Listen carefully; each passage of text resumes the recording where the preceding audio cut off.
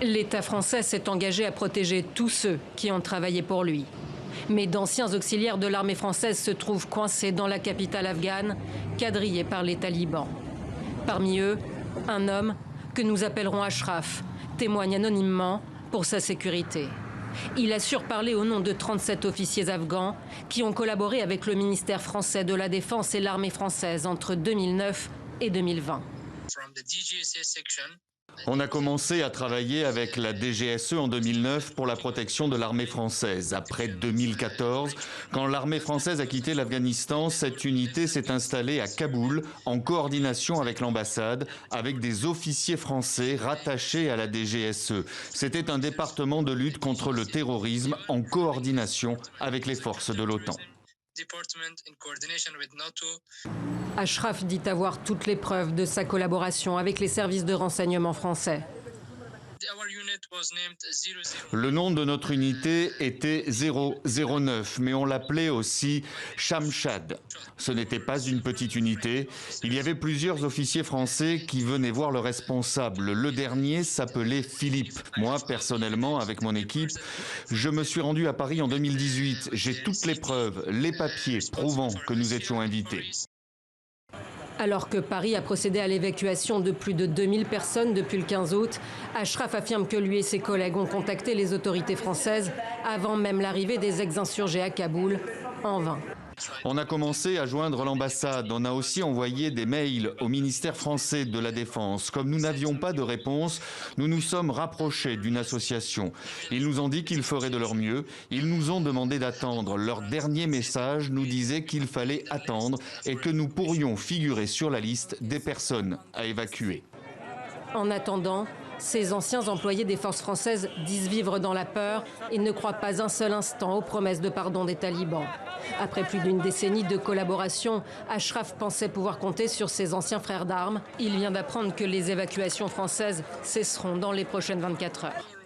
Nous sommes vraiment très déçus. Nous n'aurions jamais pensé qu'un jour, dans la pire des situations, le gouvernement français, le président Macron, nous laisserait seuls. Nous sommes livrés à nous-mêmes. Nous ne savons pas ce qui va se passer pour nous.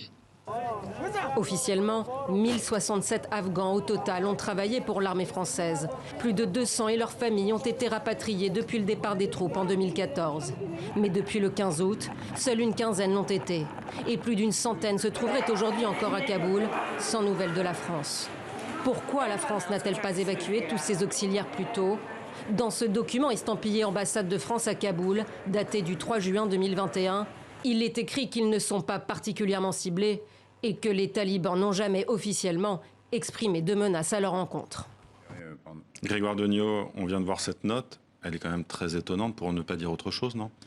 Qu'on considère une note qui date de juin, on nous explique beaucoup que que la France a tout fait pour évacuer les Afghans qui avaient travaillé pour elle.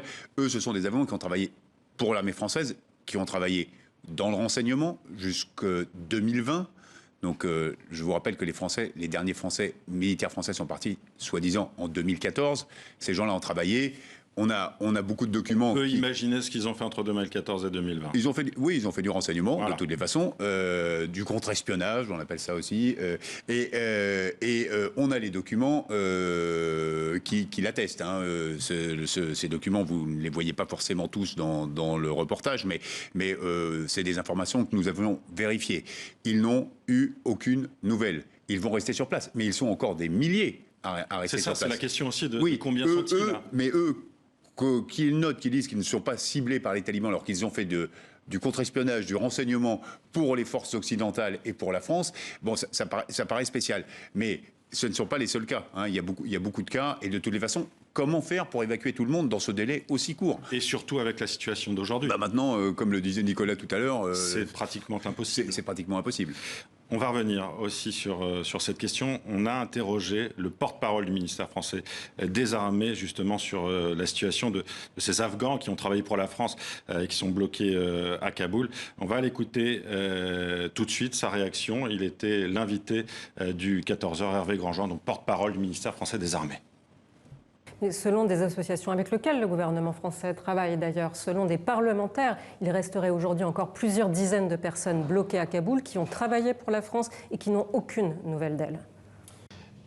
Effectivement, il reste quelques dizaines de personnes qui avaient travaillé pour la France. Le climat sécuritaire à Kaboul est extrêmement difficile. C'est d'une part parfois difficile de pouvoir contacter ces gens parce que les communications téléphoniques sont très chaotiques. Il est ensuite difficile de cheminer vers l'aéroport de Kaboul et il faut ensuite, une fois qu'on est aux alentours de l'aéroport, pouvoir s'extraire de la foule qui est massée aux abords de l'aéroport pour pénétrer sur l'aéroport. Donc on voit bien que le climat est extrêmement difficile, mais la France fait le maximum, c'est notre honneur et notre dignité, que d'évacuer et d'offrir la protection à ceux qui avaient travaillé avec nous. Et à chaque fois, vous avancez les dates de 2001-2014, 2014 étant le retrait officiel des troupes françaises de l'Afghanistan. Comment se fait-il que l'homme que vous avez entendu, et nous avons d'autres témoignages qui disent la même chose, ce sont des témoignages extrêmement précis, assure avoir travaillé pour les forces françaises jusqu'en 2020 ? Je n'ai pas d'éléments. Les chiffres que je vous communique traitent des auxiliaires de défense qui ont travaillé avec les forces armées françaises entre 2001 et 2014, qui sont les dates d'engagement de l'armée française en Afghanistan. Donc vous n'avez absolument aucune connaissance de services de renseignement qui seraient restés en Afghanistan, qui auraient continué. C'est vrai que c'est étonnant que la France quitte totalement l'Afghanistan pendant 7 ans. Ça peut être étonnant. Je n'ai pas d'informations particulières sur ce sujet.